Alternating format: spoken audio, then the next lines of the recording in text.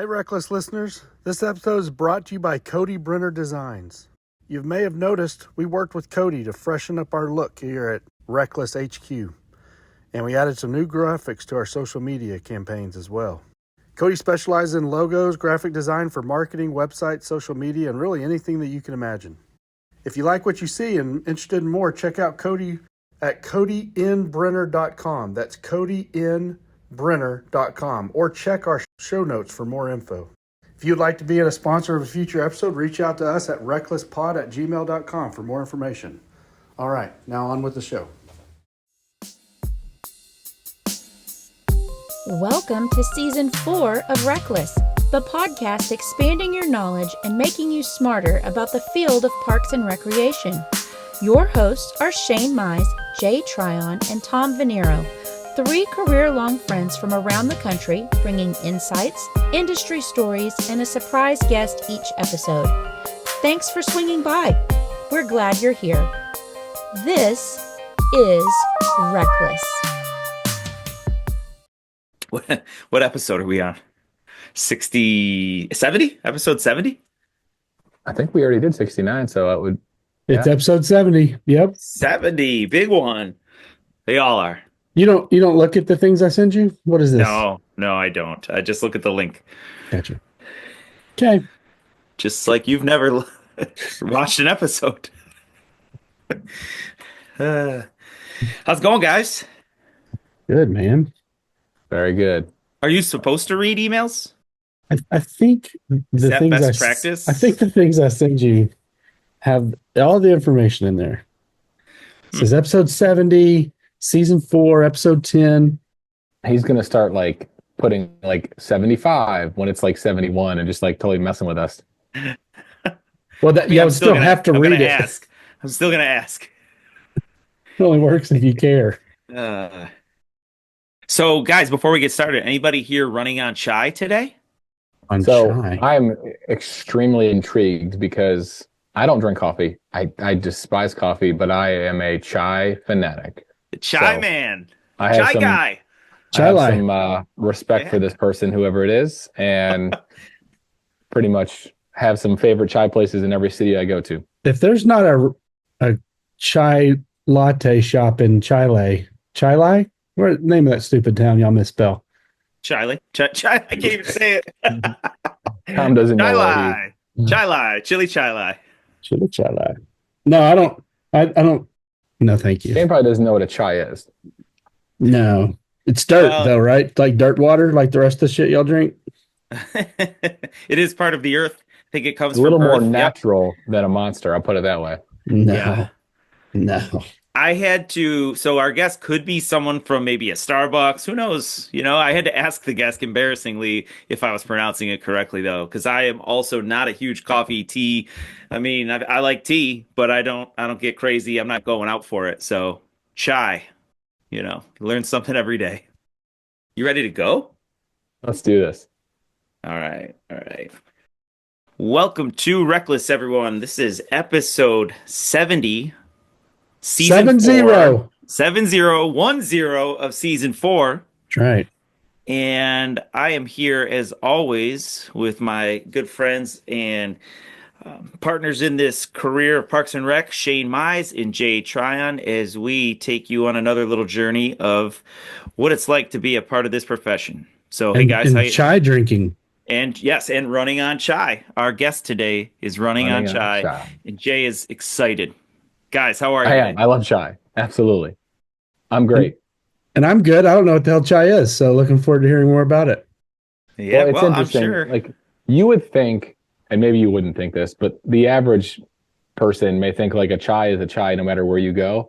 But like, you can go to 5 different coffee shops, order a chai, and it's going to taste 5 different ways every single time. Because some are made with powder, some are made with liquid, some are more sweet, some are more like spicy. They're always different. So, but they all taste like dirt? Or what is it? It's Nope, some different version of dirt. I don't know where the dirt comes Isn't it from. a leaf? Is it part of leaves? Is that where tea comes from? I mean, like tea does, but then chai also has spices, like traditional Indian spices. Is it in the tea family or the coffee family? It is not related to coffee. Well, if it was dating one of them, Who would it date? It would take tea because it's with tea. It's tea. Gotcha. Does chai have caffeine in it? Yes. Typically. Okay.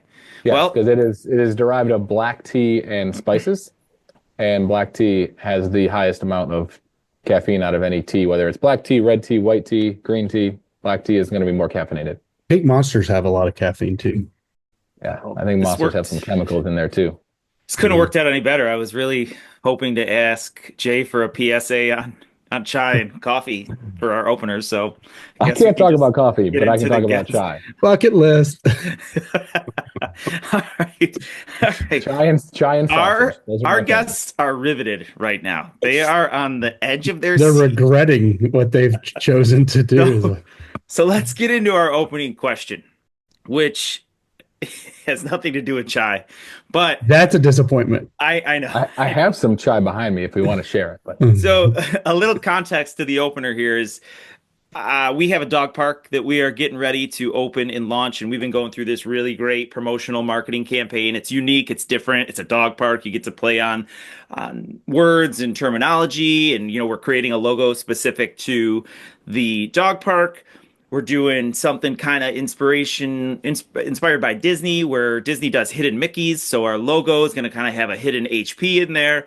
I'm really excited about the possibilities of where we can go with this, and nothing but positive feedback from the community. So I wanted to ask you guys if there was something that you have been able to promote over the years, or you are currently promoting, that you're really excited about, something that you've been able to really dive into, either with your team, yourself, if it's something that you've been inspired on your own to really kind of go into the promotional piece of it, even though maybe some of you, Jay, you used to have a marketing team in Mecklenburg. I'm not sure that you have that currently. Maybe you do, maybe you don't. I know that we don't. It's all internal within our department. We have to either outsource or, put on the hats and do it as best we can.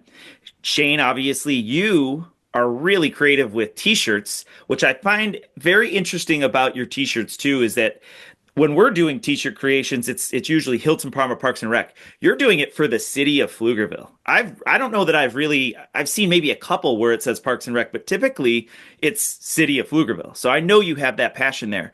Yeah. Before I get you to answer the question that I ask, really cool, right on cue, Jay and I received a piece of mail today, a nice package, a little fluffy, good size. And Shane, you may have this waiting for you at work, but Jay, why don't you show us? Oh, that's awesome. Yes. That is awesome. Jay is modeling it. Here you go again for the camera, nice and close. Hashtag earmuffs Rooney. That is awesome. I love that. Courtesy of Trista Taylor. And because Shane is the one that is the reason we have to hashtag earmuff Rooney, he doesn't get a shirt. He doesn't. Does yeah, not that's get a shirt. fair. I guess not. So that's hilarious.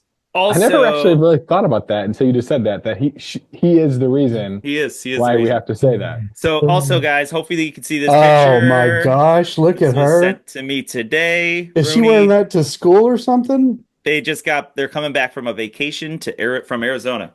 So I got a different picture of her also rocking the shirt. So I love pretty that. Cool. That's awesome. What a cute kid she is. What's up, Rooney? Rooney, keep rocking the shirt and listening. So we love you, Rooney. My intro question was about promotion and marketing as it is, and we got this awesome t-shirt today. So I just felt that's awesome. That really played in well. And Jay, I texted Jay, did you get this? Because Trista said he did. He's like, you mean so I shouldn't wear it? I'm like, no, wear it. We'll mix it in. So, all right, guys, it's been a long time since I asked the question. Do you remember the question? Or are you prepared to answer that?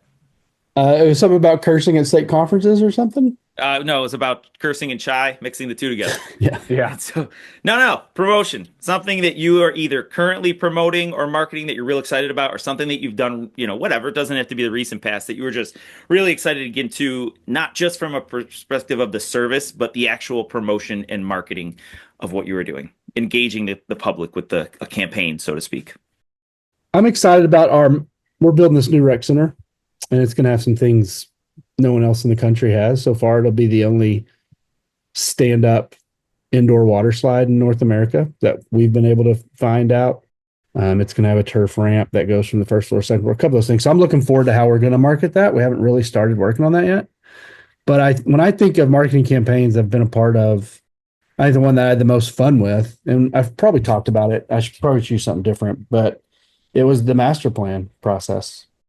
Building that traveling trailer with chalkboard paint, plywood walls, chalkboard paint, and just driving it over 150, almost 150 miles in the community, dropping it in locations, allowing it to sit there for a while, engaging the community, people coming out, writing on it, what did parks mean to them, combining that with the cameos with Pert Hapley and the most interesting man in the world. We got a lot of incredible hits from all those different things that we did. It was a really fun way to engage the community, and not in a way that felt like a government would be engaging them. You mentioned the shirts. I try to make shirts that I try to do events that people go to and they get lost in the fact that anyone could have put on this event. It could have been a South by Southwest event. It wasn't a city event. I try to make shirts that anyone could put on, because at times there's a stigma with government. And when someone comes up to you and says they didn't realize that this event or this shirt or this facility was related to the city, that's almost the biggest compliment you can give me, because it's like, oh, wow, we hit in a way that didn't feel very governmental. So I love the marketing campaigns that we do that don't feel like it's coming from the standard die-in-the-wool governmental way that you would engage a community. And I thought our master plan process really did that in some ways. So I had a lot of fun with that. How about you, Jay? That's cool. I think the thing that comes to mind for me is special events, and we just linked out a new survey to get feedback on not only the type of special events people want, but what locations they want them in, and then getting down to the specifics of like the themes. So we're always going to do movie nights. We're always going to do some concerts in the parks, but we're asking folks right now, like, okay, you're going to pick the movies versus us picking the movies. So we gave them about 20 options, and we're just going to rank the top 4, and then whatever top 4 get the most votes, we're going to show those movies. Same thing with the locations. We have parks throughout the city and they're scattered everywhere, and we can kind of do movies wherever we want to do them, but we don't want to do them based off of where we want to do them. We want to do them where the public wants them to be. So we'll be interested to see some of that feedback and choose the movies off of that. The other hope behind that is to get more engagement. So if there's a family or multiple families that like really want this specific movie, I hope they share that survey with all their, friends and family that would also come to that movie, so that when the results come in and somebody says, "Oh, I didn't want to see that movie. Why'd you pick that movie?" Hopefully you can follow us in the future on social media, and then you can have a vote, so you have more say in it if you didn't vote this past time. And the other side of it is just like making sure that we're meeting their needs, and with all the side things that come with it. Because there's other questions that we're asking in the survey, like what other activities do you want during these events? What day of the week? What time of the day? All these different things. And hopefully with all this feedback, we can meet as many people's wants and desires as possible and put on the best event possible. I like that. I like both how you both focused on the community engagement piece, and that's something that I think it has to happen, right? You have to be engaging. You can do what you want. You can market and promote things the way you want, but if you're not engaging with the people that you serve, where is it falling, right? So I already talked a little bit about the dog park. We've got some other things I would love to share, but I do want to get to our guest today. But before that, I have another T-shirt to share.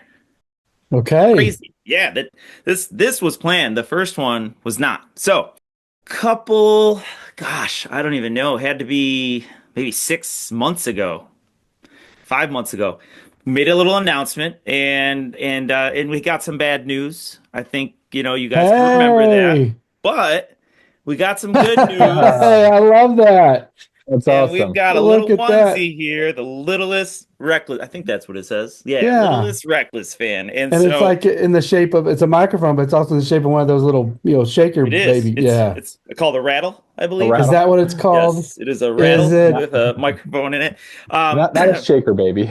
We are 13 weeks, so we're a lot farther away than the first time that we had made that announcement. So, hey, knock on wood, fingers crossed. That's exciting. Congrats, buddy. And buddy. so yes. So we're excited. It's looking like Do October. Does the public get to name him? Do our fans get to name this little baby? This is the start of the promotional campaign. That's right. So. That's right. Let's do it. That's a great plan. Hashtag Yes. earmuffs Rooney. Little background too. It's the baby is due in October at some point, so should be good for their conference. I mean, it's in Okay. Orlando. Wasn't gonna miss Okay. that one either No. way. So No, it's gonna be tough to explain to the kid why dad wasn't there for the birth. yeah, well, might not be that tough once they understand, but you're right. Awesome. So, all That's right, great. guys. Congrats, buddy. So, thank you, thank you. You heard it here first, and we are pretty pumped and excited to add another addition to the Venniro family, but also the RecLess family. Yeah. So, let's get into it with our guests. To start, our guest has 2 kids, speaking of children, boy and a girl, and a spouse who all love the outdoors and visiting parks. Okay. Any ideas? Yeah, I got a couple. It's not Shane. He doesn't like going to parks. And he doesn't have 2 kids. Yeah, it's true. That's true. Okay. All right. So our guest is an avid runner, has run a lot of half marathons, 13, 12 marathons, and 2 ultras. Now, when I was going over these clues, I'm not an avid runner. I had to look up what an ultra was. So Shane, I don't know if you're aware, but an ultra, I'm It's a bad sure Jay idea. does. An ultra it is a bad idea for you and for many. I can tell you that, but It's it a is a bad run idea. that exceeds 26.2 mile marathon. So it could be at the popular times of what I found on Google, our friend. It could be 31 miles or 50K, 50 miles, 100K, which is 62 miles, or even 100 miles. And my question, without diverting No, thank you. yes, my question for Shane specifically is, have you ever moved 26.2 miles in a day? Let alone Vehicle run? as well? No, walk. Like if you're at Disney, you're gonna look at your tracker and you're gonna be, oh yeah, we did 25, whatever. I don't know how many steps in the No, I think one time I got to like 18 and then my Apple Watch called EMS and thought I was lost and And having it a took heart him 2 attack. days. Yeah. And they So pulled up and found me. and Jay, have you run any such marathon, half I'm- marathon, anything like that? I've done a couple half marathons. Okay. So Yeah. yeah, I have not, but yes, obviously a lot of self-discipline involved with an individual who is taking part in these. To some people, or to me anyway, these are just fascinating events to be a part of. So I talked to someone the other day that was running one, and it was going to be like a day's worth of running. Like I can't even fathom that, right? Like more than a day. Anyhow, all right. So continuing on, like Jay, our guest eats ice cream practically every day.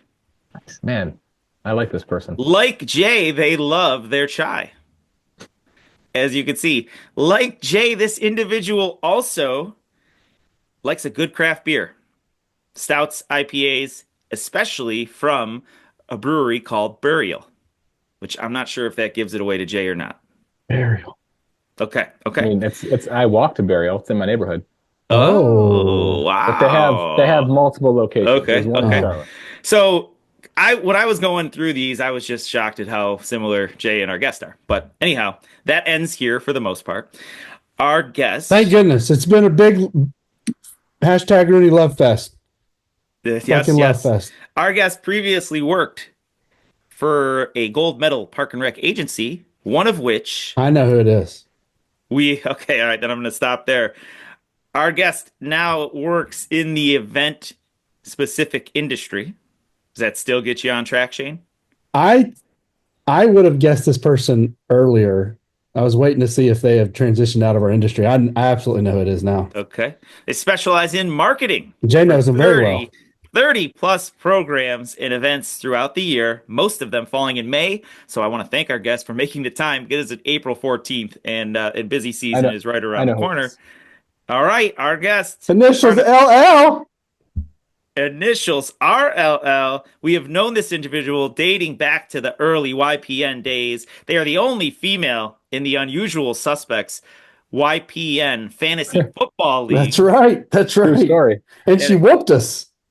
Yes, that is true. That is Whooped true. us. Our guest is the current Vice President of Marketing and Communications for the 500 Festival. Please welcome Lindsay Labas. It's so good to see all of you. What You is too. going on? And I have been cracking up on mute listening to you guys. It brings me back for sure. Yeah, it's been a while. That was one of the most fun intros. They're all fun, but that was a pretty Good. great intro right there. Good. So I'm glad that you had some fun listening along. So many side stories and connections there. And Lindsay, we've known you for a long time. Yeah. And as we alluded to, just to go back to the intro, it was Carmel Clay who or the agency that you had so much experience with, the gold medal agency, and we've had Michael Klitzing on from Carmel Clay. So this is actually our second. I don't know if we've done this yet, guys. This is our second individual from one agency. That's got to be a first, right? Maybe Mecklenburg. We've had a few Mecklenburg County people. Yeah, if you Without count formers. Yeah, but like former, yeah. Okay, so anyhow, obviously a great reputation over there in Carmel Clay, and I've always enjoyed what you brought to the table when you were there, and of course a big hit for our industry, quote unquote, when you had transitioned to the 500 festival. Now, you had educated me a lot on this over the last few days when we had talked, so I've got my actual question, guys. So, but before that, I do think it's important for some context here. So, Lindsay, tell us a little bit about 500 Festival, your role, what you're doing with them, and what the organization is all about. Yeah, so I am the VP of Marketing and Communications for them. The festival is a nonprofit organization based in Indianapolis, Indiana, and we are all about the community events that take place throughout the year and mainly throughout the month of May that lead up to the Indy 500. So lots of questions, lots of gray area there when it comes to the Indy 500. A lot of people hear 500 Festival and they initially stop at 500 and assume that I work for the Speedway and deal with cars racing around a track. That is not accurate. We're actually an organization that helps plan those community events that lead up to it and really helps celebrate all that is the month of May in Indianapolis. Don't know that you guys have ever experienced it, but it is crazy how much the city buys into racing and everything that has to do with it. And all of our program and events have some sort of element that's geared toward the Indy 500 or checkered flags or green flags or anything really, featured wise that you can think of when it comes to the Indy 500. So we really lean into that. Our mission is to celebrate the Indy 500. It is to enrich lives throughout youth in Indiana. And then it's to make a positive impact on the state of Indiana as well as the community itself. So really having those community events that help bring the community together and just help aid in the celebration of all things May. You could have RecLess up there. We could. Yes, we could wave the flag. That would be great. I don't know that. I don't know that's what they do. I don't know if they have a part in the flag. I think they wait. Yeah. But well, Lindsay, this is great. I appreciate that, and it's some real exciting work, and it's definitely related to clearly related to Parks and Recreation, right? Engaging the community and really embracing a mission, very very theme specific, of course. Now, we've had a lot of guests, but in the 70 guests that we've had in this, in our time here doing the show, we've only had one other that really specializes in promotion and marketing, right? So Ann Beck, I think, is the only other individual that we've had that does a lot of that, but in a different capacity, of course. So you've been doing this for a long, long time. And in Carmel Clay, obviously, they're a big enough department and agency where you were able to have your own team there, and you were coming to the conferences, national conferences, and teaching people like me a lot about marketing into agencies that may not have the resources and toolkit that you have. So kudos to you for all you've been able to do, and obviously transitioning that to the 500 Festival. Now that you're there, how is your approach to marketing and promoting or engaging the community? How has that evolved from where you were at Carmel Clay is kind of the first part of that. And what has that shift been like from our municipal world to the nonprofit world? Short answer is it's been a lot easier than you would think, but it's because of how much I grew when I was with Carmel Clay Parks and Rec. I fell into marketing. It wasn't something that I studied in college. I went to school for graphic design. So I was really brought in at Carmel Clay Parks to bring their design in-house. And that just led to more and more marketing components and pieces that fell on my plate. So it would, I'd do the program brochure and put that together. And then it was like, oh, hey, we want you to actually write the descriptions, and then we want you to put together the press releases, and then, hey, we've got media that wants to come interview. So I really just kind of took all of that as it happened at Carmel Clay Parks and learned from it. And it really kind of helped shape who I am today and just some of the things that I've learned there, what I can apply now. The kind of other big component with parks is each different program or each facility, whether it's a water park or a rec center, or you've got your before and after school programs, summer camps, all of those are their own little clients, so to speak. And that's how I approach things at Carmel Clay Parks, where each area had their own vision, they had their own promotions, audiences were a little bit different depending on who you were promoting to. So we always kind of approached that in that aspect and made sure that we were communicating to the right person about the right thing based on what that overarching event or program or facility was. And that's where I helped grow what Carmel Clay Parks' marketing department looked like as well. So we had a team that just evolved throughout my time there. And then when I came here to the festival, it was a little bit of cleanup because it was post-COVID times. So it was making sure that we were getting back on track to the way that things were before, that we were starting to see those numbers uptick, and really starting to do more programs and promotions around those programs. But I've built it very similar to how I did at Carmel Clay Parks, where each different program and event that we offer here, again, has their own audience, almost always a different story to tell as well. We've got a half marathon and 5K race. We have a parade. We have a kids festival. We have a memorial service. So everything that we're promoting has a different story, has a different audience. So it's building those campaigns to each one of those individuals. So while it's one organization overarching, it's almost like an ad agency where you're working with different clients on a regular basis. First of all, and Tom has actually talked about this a lot, like the power of saying yes, the power of just showing up, how quickly we come into this industry thinking we're going to do one thing or we're asked to do one thing. And then you look over the course of your career downstream and how much different things you've been involved with. You know, I don't know any marketing person that doesn't have some sort of graphic design requirement, because most agencies will give you one, but they won't give you both. Or vice versa. If you're a graphic designer, guess what? You're also the marketer. If you're the marketer, you better learn Canva, because you're fixing to be creating you can have an idea of how you want to lay it out. Guess what? You also get to be the one to lay it out. Go figure that out and then bring it to us ready to post on Facebook or whatever socials. So I love that about our industry, that you just see this incredible impact. I'd love to hear more about the agency you work for now.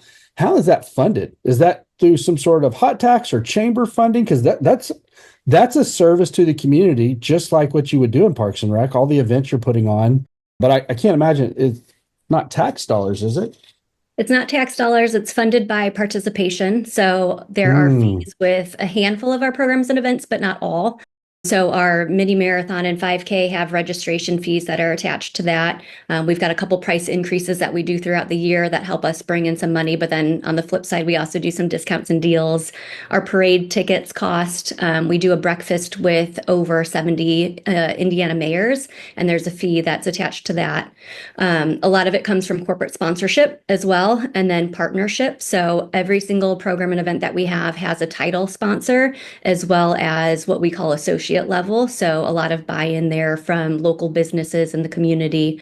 And then we do have a foundation arm as well that helps us just we did a capital campaign last year and had a goal that we were trying to reach, and just, making sure that we've got some money to be able to offer the programs now as well as for the future. And there are a handful of programs that we do for free through that foundation arm as well. Now, as much as your background in our industry helped you for your current job, I'm sure it probably, even though Carmel Clay operated at a rate that was different than most, and Michael has talked to that as well, I'm sure that we didn't prepare you as well for that portion. You might have to get your sea legs under you a little bit. What was that like to have to deal with corporate sponsorships and have to deal with potentially 100% or even more cost recovery, and not being able to offer it maybe as much events that were subsidized by some sort of taxing body at some time? Yeah, it was scary as anything, jumping in completely new. Yeah. I think though for me, and Tom kind of touched to this too, is just having the dedication and the passion is I have always wanted where I work to excel. And I've had that passion kind of underlying there as well. So I'm always kind of that yes person and saying, yeah, I'll figure it out. I'll see what we need to do in order to make this happen. So, on day one, I was given goals in terms of registration numbers for the half marathon and 5K and what we wanted to see for the parade. So it's figuring out, how much do you go spend budget wise on the campaign itself versus what registrations you're trying to bring in. The foundation side has been completely new to me. And I would say within the past year, really diving into that through the capital campaign. I was lucky enough to have an executive director of the foundation on board at that time, kind of teaching me of, what does messaging look like to donors and, for solicitations versus your more fluffy marketing kind of messaging. So there's been a lot of learning here. But, just being able to say yes and jump in, I think is something that, like you said, all of us have done in the parks world, continue to do here. And I think that just continues to, be what makes us grow as well, as if we weren't saying yes or weren't jumping in, we're just going to become stagnant. And then we're going to see these younger generations just surpass us so quickly in terms of our jobs and promotions and what that looks like. Before Jay hops in, I think we've talked about this, like in some ways, maybe the erosion of the Parks and Rec degree. And we've been disappointed at that at times. And I love Tom and Melissa. They wouldn't let me deliver their baby for them, right? I'm not allowed to, no matter how much I love them. The prerequisite for being a doctor isn't caring for that family. But in some ways, you don't have to you can come to this field through graphic design. You can come to this field through Parks and Rec, and come to this field through kinesiology or something else. But if you care for your community, whatever base you're serving, you don't have to have the degree, right? There's a less barrier to entry. I think that sometimes scares us for other jobs because, I don't know enough about marketing, and, we can do this in a governmental way, but I've never been a full-time marketing professional, like going into the nonprofit sector. A couple weeks back, we had our Texas State Parks and Rec conference, and the director in Corpus Christi was a 29-year basketball coach who retired. And he showed up and was trying to get professionally developed. And I was in a session with him, a director summit, and he admitted some vulnerability that it's just tough because he's getting hammered some in his community because he has no park and rec experience. And, he doesn't have a degree in the field. But I was like, there's no prerequisite. You've cared for your community for 29 years. He was a basketball coach. You can walk into places and get the sponsors that, maybe if I had moved down there with more quote unquote Parks and Rec experience, would have a tough time walking into those spaces and getting that buy-in. And I think that's what's really cool about the service industry, that you've essentially stayed in that in some ways. You're just serving the greater Indianapolis area instead of Carmel Clay itself. And that was something that Mark Westermeyer, who was also at Carmel Parks when I first came on board, had said. I mean, I sat in a panel interview and was scared to death at that interview. And there were so many questions that were based along marketing and have you done an interview with media? Have you written a press release? And all of my answers were no. But I kept following up with, but I have a passion for parks. I have a passion for the community. And he said that from day one is you can't teach passion, but you can teach skill. So as long as you have that buy-in to what the organization is, what you're doing, the impact, you're going to have somebody that succeeds over somebody who can do all the tools and tricks. That's a great answer. It is. That's a great. I feel like that topic has come up on other conversations, maybe not necessarily here, but when you're talking to folks about whether they should go for the next position or whether they should move routes and go to a whole different field or whether they should go for grad school because they feel like they should have that on their belt. But it's that passion, that experience, that knowledge, that care that really sets you apart. But I want to go back to kind of what Shane first asked about when it came to the budget. And then I'm curious from like an attendance perspective, is your organization always running the same events every year, or do you evaluate it based off of attendance and feedback and then say, well, maybe we change it to do this next year, or, we've always done this 5K, we've always done this event, and it's going to be something we always do no matter what, based off of, whether the attendance is low one year or not? Yeah, so we are very big on traditions. That's a lot of what we kind of lead into. So the programs and events that we're offering now have been offered for years. There have been a few that have come and gone that have fallen into that of, we're just not making revenue or we're not seeing the impact on the community itself. And then even of what's the true purpose behind this program and event, there were a few of those that we had that were just like, what is this really doing in order to serve, the community and their wants and needs? And some of them come back as, they're not. So why are we offering that? And I know that was a question that we had at Carmel Clay Parks too, with some of the programs that we were offering and contracted positions of, why are we as a parks department offering something that there's an expert down the street that's doing as well, So it's really just kind of evaluating that. We do a lot of community engagement when it comes to surveys and just touching base with them post events and making sure, we are providing them what they're hoping for, try to get that feedback that way. But I would say for us, mostly we're doing kind of that rinse and repeat from year to year, but then trying to figure out how do we continue to elevate the programs and events that we're offering? What can we do that makes them a little different? It's a challenge that comes every time we write a press release, because it would be easy to just fill in new dates and times and new people who are going to be appearances, but it's what is that new thing that media is going to pick up on this year? What is it that's going to get them to come to the event itself and take photos and videos and share that on social or on their websites?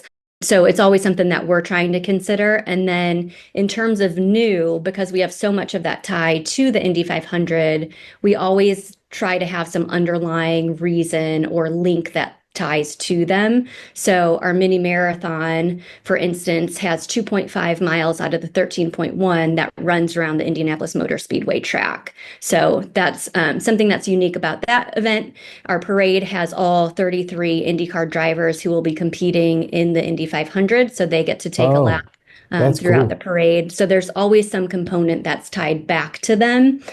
So we would have to make sure that whatever we do come up with for the future has some sort of link there. How much buy-in or help do you get from that indie group for things like, because there's got to be a driver that's like, I'm not driving around in some parade, like, right?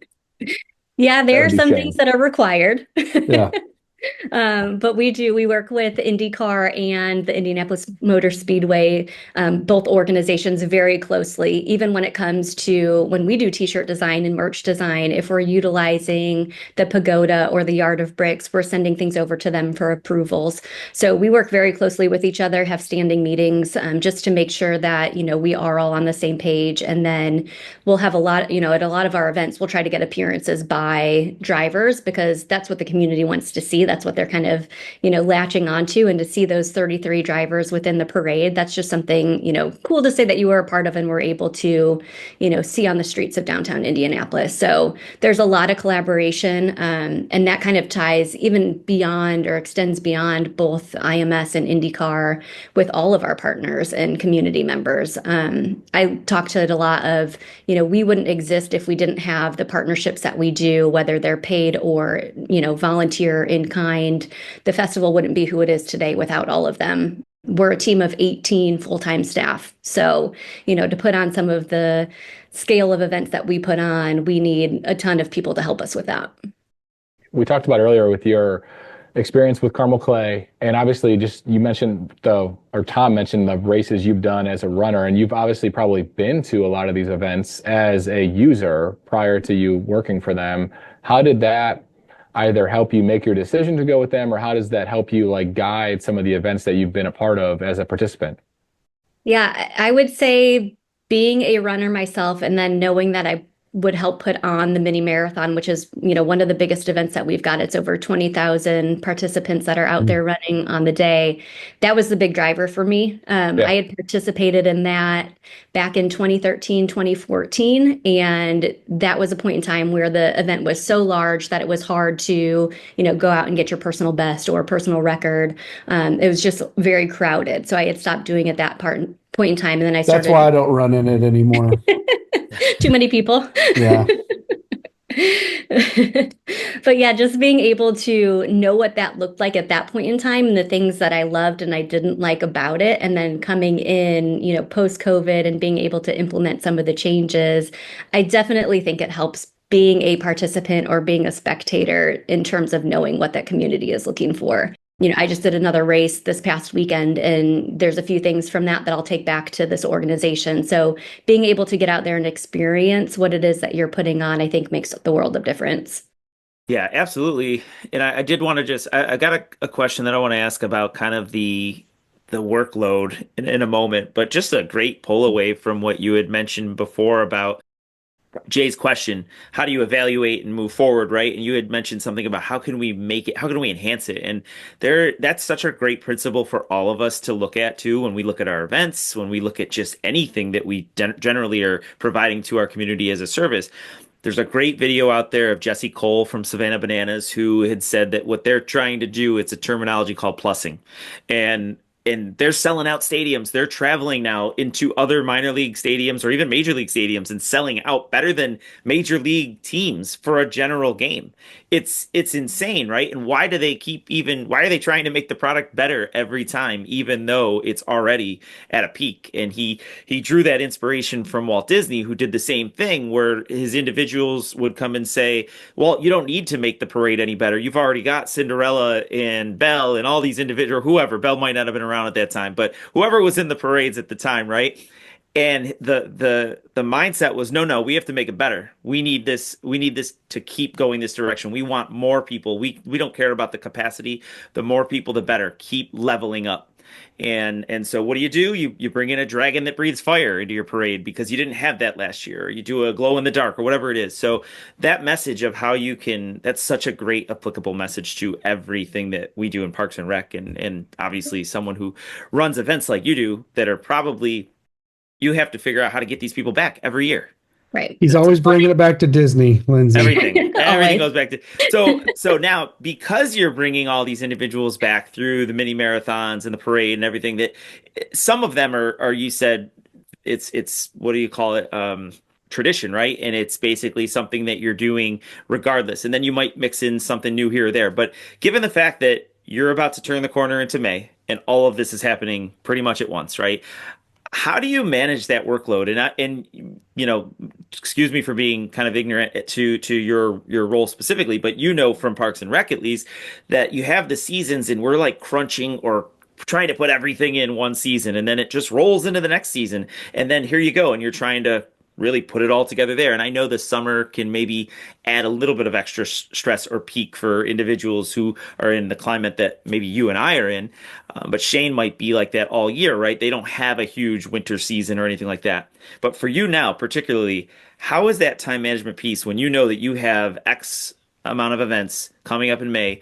Where does it start? You know, when are you starting to market, or how do you really prioritize the messages that you're putting out for each of these individual programs? It's a Super Bowl every year, essentially. Y'all are doing a Super Bowl much, every right? single year. Like it's that big of an event, right? Yeah, great analogy. Yeah.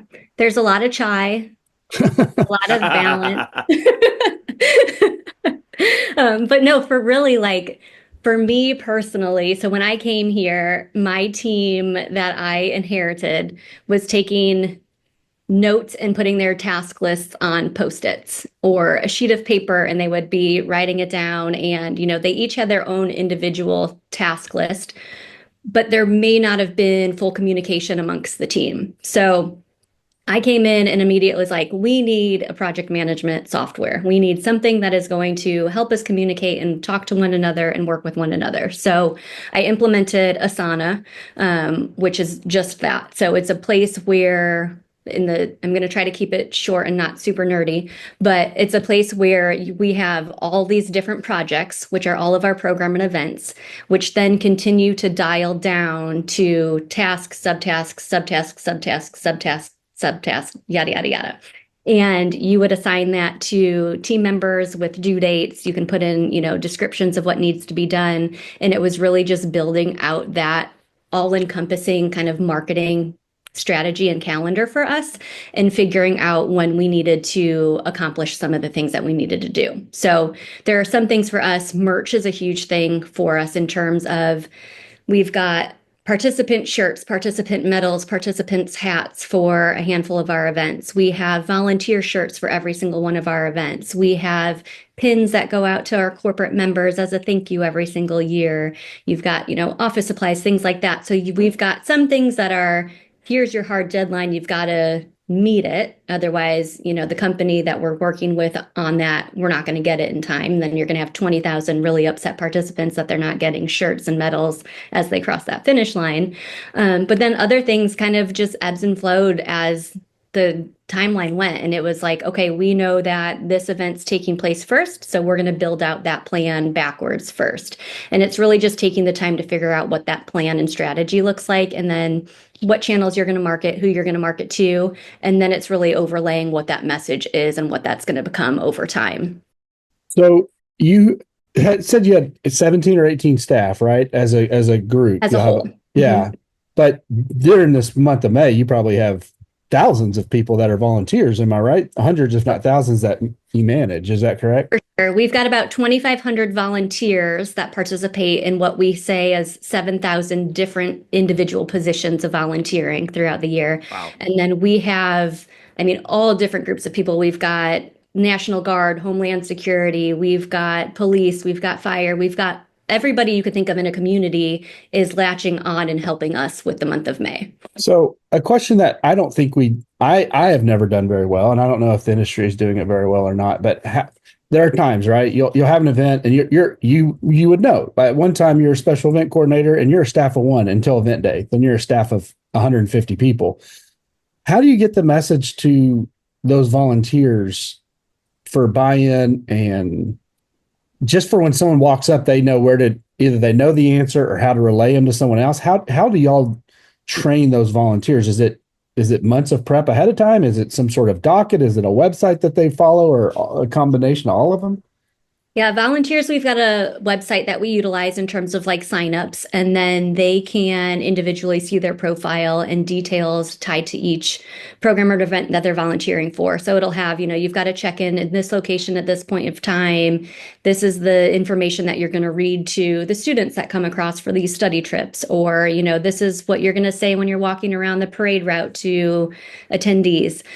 They've got all of that communication within the software, and then we love newsletters. So we send, I couldn't even tell you how many we send, but volunteers alone probably get, I would say, at least 20 reminders about what programs and events are coming up, what they're registered for. Just that communication piece is really big with them. And we do that throughout a lot of our programs and events, is really the communication pieces. Same with leading into... if I'm a volunteer for the run. Yep. And I'm getting, Shane, you're going to be water station 12. You're working 8 a.m. to noon. You get your shirt here, or you'll meet someone, because at some point you still have to have some sort of staff interaction with them. That would stretch y'all thin unless you have volunteers that are managing other volunteers, I guess. Yeah, we do what's called Volunteer Distribution Day. So leading up into the mini marathon event, which is the Saturday before that event takes place, in our warehouse that we basically have a drive-through for the volunteers where they come up, pull up, say their name, say which area, they're volunteering for, and then we'll go grab their packet of information and hand it to them, very drive-through style. So they're in and out within a couple minutes, but they at least have that interaction and, face-to-face conversation with somebody if they need to ask any questions. Gotcha. And then it is just follow-up reminders and emails and communication that way.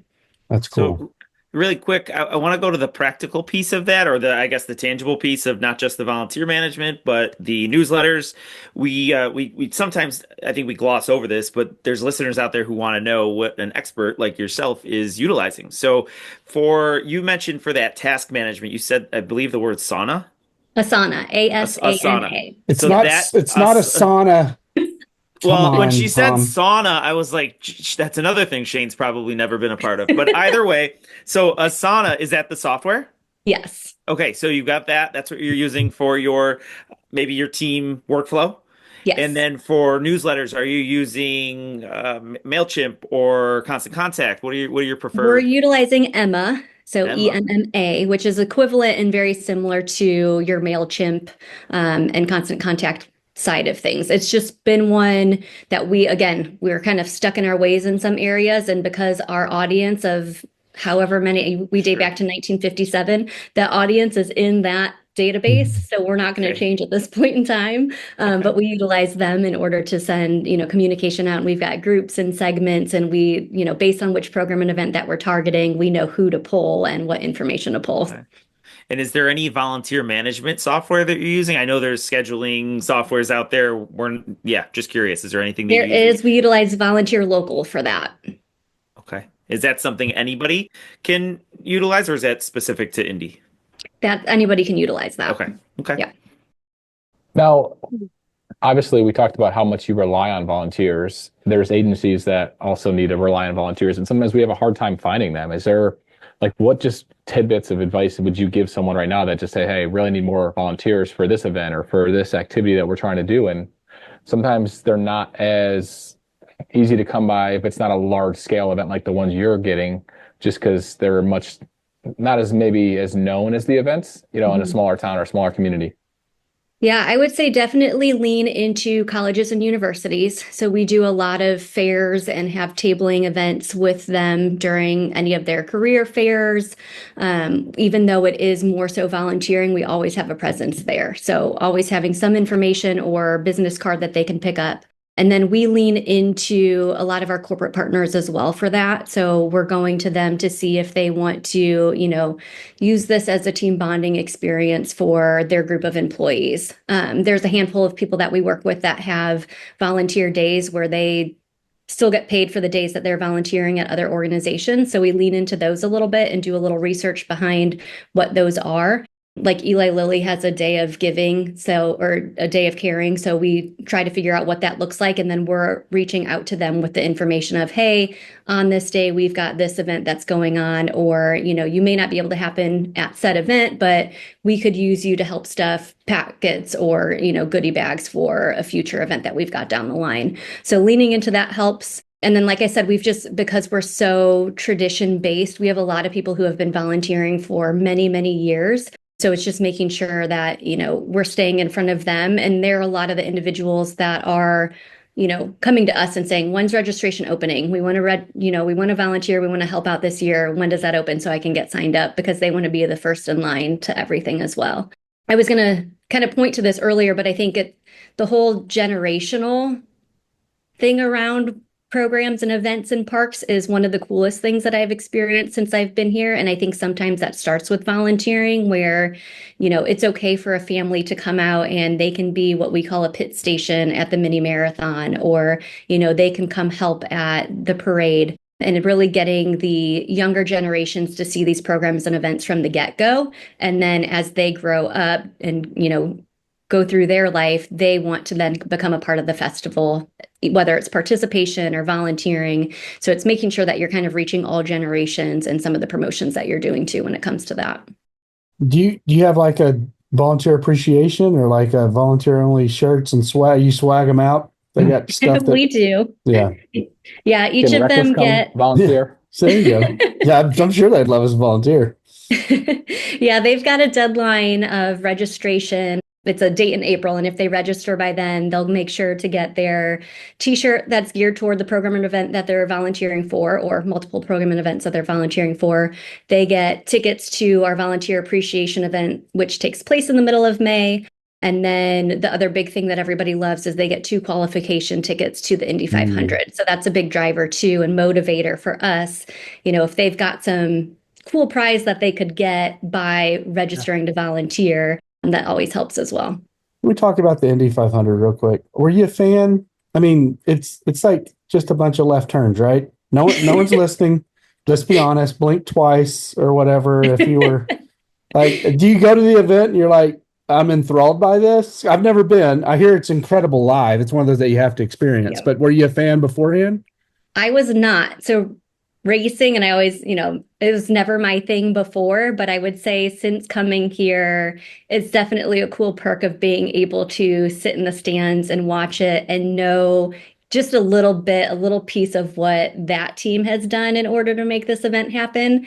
And I mean, the IMS team, they're so busy throughout the year. They have now different races, all over the states, all over the world, and those are every single weekend. So when I think I'm busy, I'm just a small portion of what their schedules look like and what they're, doing on a day-to-day basis. But I'd say there's just something about the Hoosier community coming together and really celebrating. May is all about that race, and any way that they can get checkered flag gear or, come out and just be a part of that celebration, this community comes together to do it. So it makes my job a lot easier because I know there's going to be that following there. Is that when you said that the individuals, so like obviously, people are traveling probably from all over to come to the race piece. But when you said for your volunteers and going back to that incentives for volunteers, the swag or any kind of incentives you can offer, the 2 tickets. Explain that.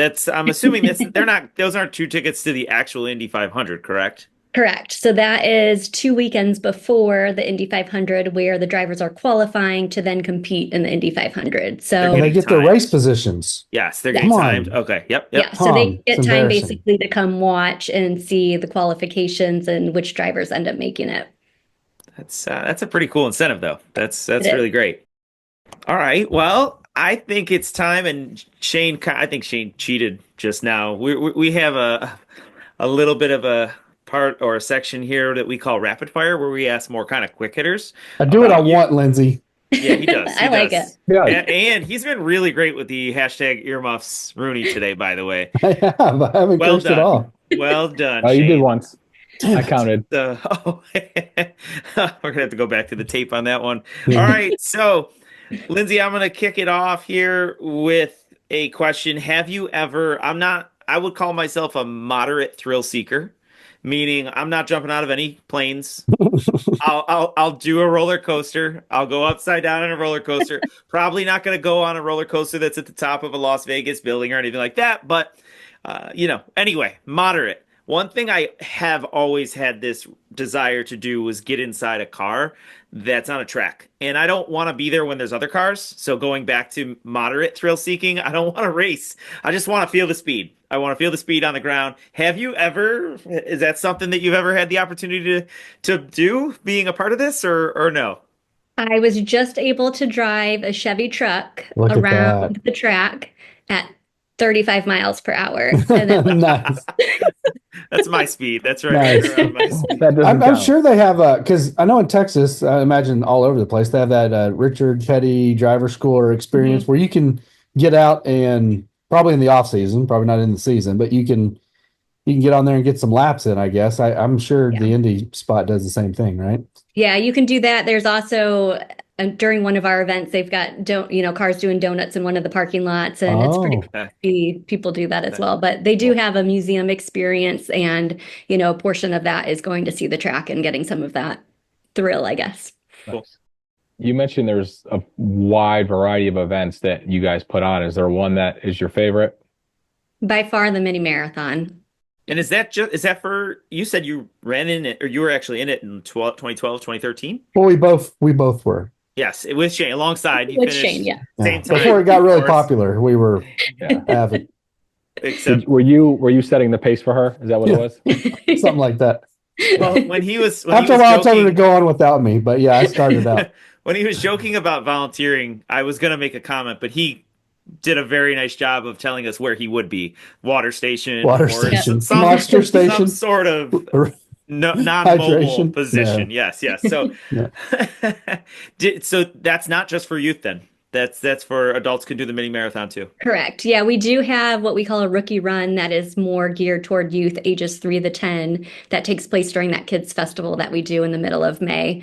And that is more of a fun run where, kids still have a good start finish line structure that they get the run through. They get a medal and a shirt at the end. So it's kind of what we call a mini experience of our half marathon. Can Shane do that one?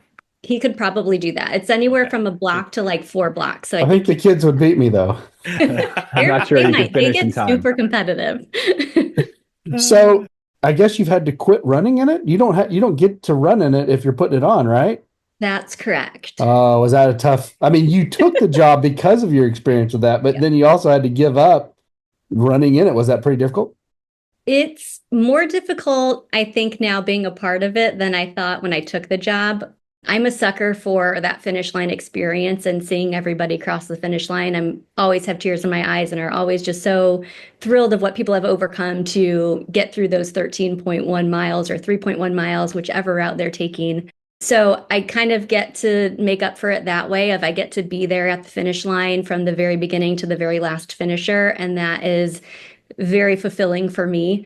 But one day I'm going to get my boss to let me to do it. That's in my goals. That's awesome. Just take a sick day, put a mustache on.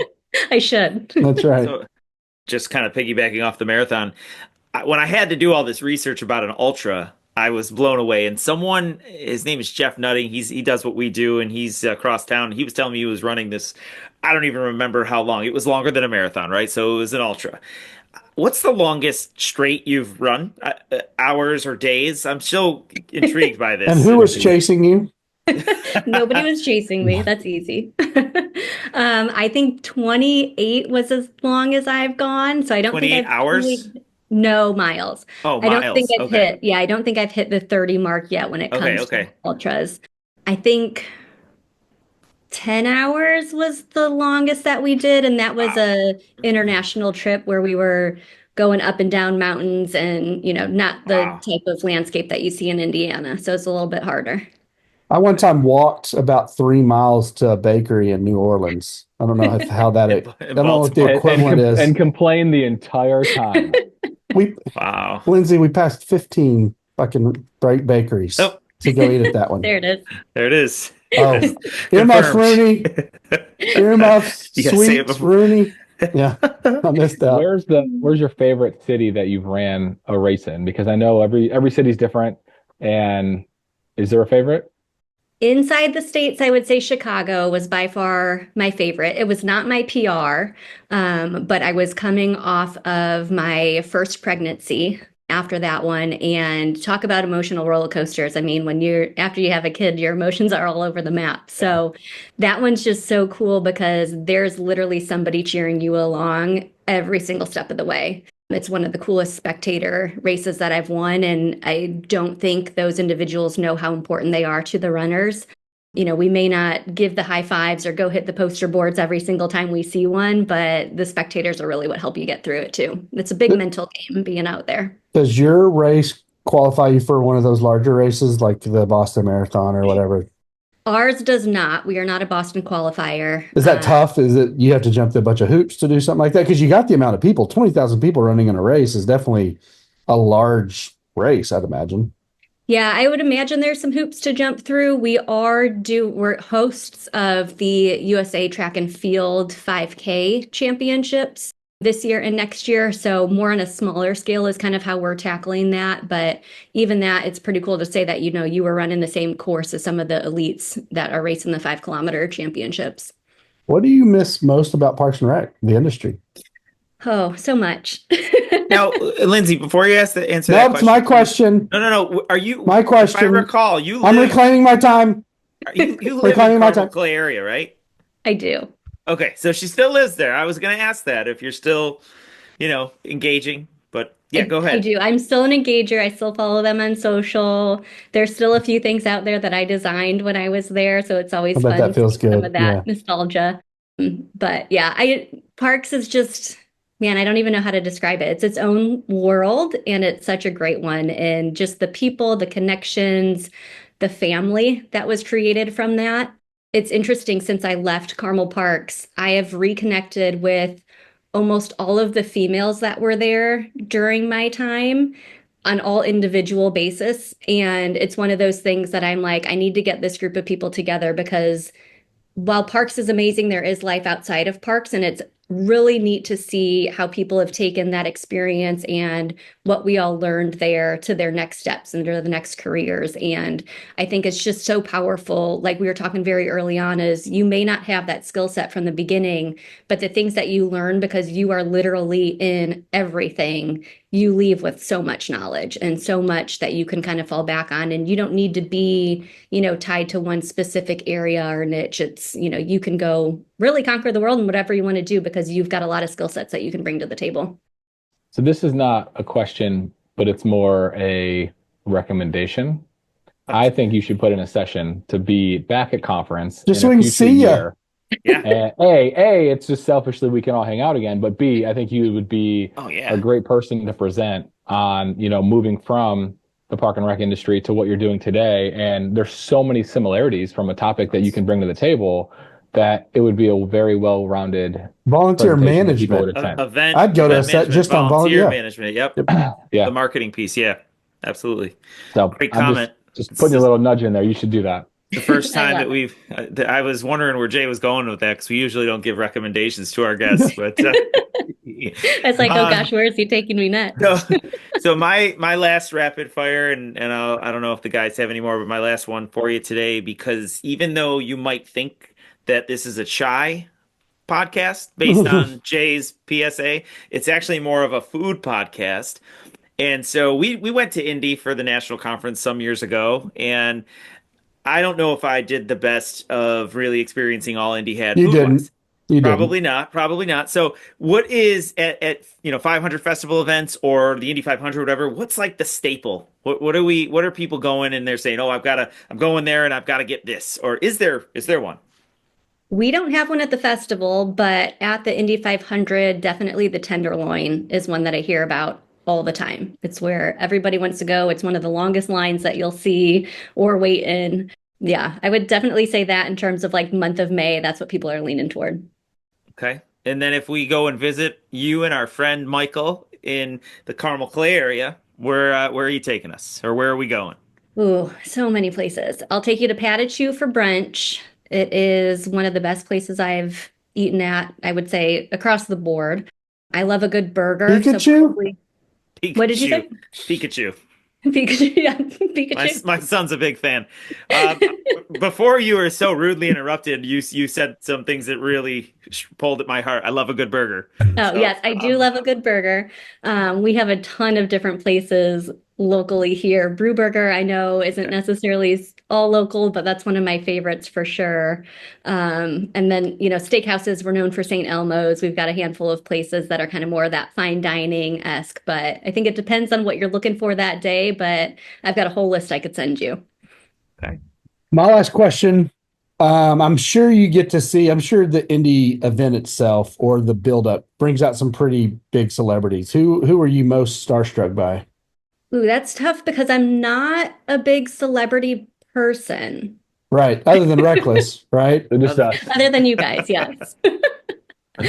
I don't know. I've never really had that like following of starstruck because I do just kind of take it as, their life is just very similar to ours, normal. but maybe on a different scale. Sure. So yeah, I don't really have that like celebrity starstruck moment. Is there a cool one you saw? Yeah. Let's say, what about maybe like one or two that's made an appearance at either a 500 festival or event that you've maybe seen? I would say local celebrity for me is Tamika Catchings. So she used to play for the Fever. She's one of the most down-to-earth, humble person I've ever met. She was our grand marshal of the parade last year, so she would definitely be kind of the most starstruck. She's got everything together. She's very successful, very driven, such a good leader, and does a lot for the community and the youth around here. And, that's more of celebrity status to me than some of the big names that are out there. Cool. Well, Lindsay, thank you so much for making the time. As I know first of all, Lindsay just got back from vacation. So all of last week she was on vacation and knock it out because they're fixing to lock you down. I was going to say the Monday after a vacation is rough usually, not to mention getting into the month of May in 2 weeks. So we really appreciate the time. This was an amazing conversation, but it's so great to catch up with you. Likewise, I've really enjoyed seeing the three of you. I follow along with the podcast. So Love you, miss you. I'm excited same. to see you. Yeah, it was great. I'm going to get to a conference one way or another. Okay. Yes. All right, Lindsay. We'll talk to you soon. Thanks, Lindsay. Sounds good. Thank you so much. All right. Bye. Bye.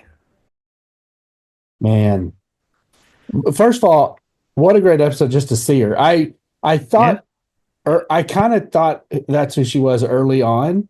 And I was building in excitement thinking that we were going to get to hang out with her. But I mean, so much in that episode that people could take away and apply. She's an impressive person. Always has been. Always has been. Yep. I pulled something in my notes for our lessons learned session. That what she was talking about, the passion. You can't train for passion. Like she said that so well, and everything. So many applicable pieces of information and nuggets for our listeners. So it was really great to get just caught up with Lindsay too, because obviously she's in our fantasy football group, she's in the YPN fam group, but the parallels obviously are there, but it's taken her to different places, right? And so like you said, we miss her. We hope she can get to a conference soon. Great recommendation, Jay. Yeah, I would love to see her again, and she would do a phenomenal job. Absolutely, always has when she presented. Covering so many. Yeah, I saw her present. I don't remember what year it was, but she did a joint session with Michael Klitzing, and it was great. She's done them with Neela, done them with Katie. Yep. Yeah. And others, I'm sure. Yeah. Yep. Awesome. Great. All right, guys. Yeah, Good no, that poll. was a good time. I was really excited that she was willing to be a part and join us. And so what do we got coming up next? We are off because we're doing this on an off day today. So we're off the rest of the week, and then we're back next Friday after next. I think Next week. Jay's up next we're week. back with Jay. All right, cool. Yeah. Looking forward to it, fellas. All right, guys, enjoy. Yeah, man. It's our break week for school. Jay, is that the same for you or no? Ours is this week, correct? Yes. This week. Yeah, Okay, so kids are off. enjoy your break weeks, and well, Shane, just enjoy your normal week in Texas. There, nothing special there. 90 degrees. But I appreciate you guys joining us on a Monday. Thank you all for listening, and we'll see you next time on RecLess. See ya. See ya. Follow RecLess Podcast on YouTube for more content and outtakes. Listen and subscribe wherever you get your podcasts. Follow along on Facebook, Instagram, and LinkedIn for news and exclusive clips. RecLess Podcast is edited and produced by Hannah Mize. Thanks for listening. See you next time.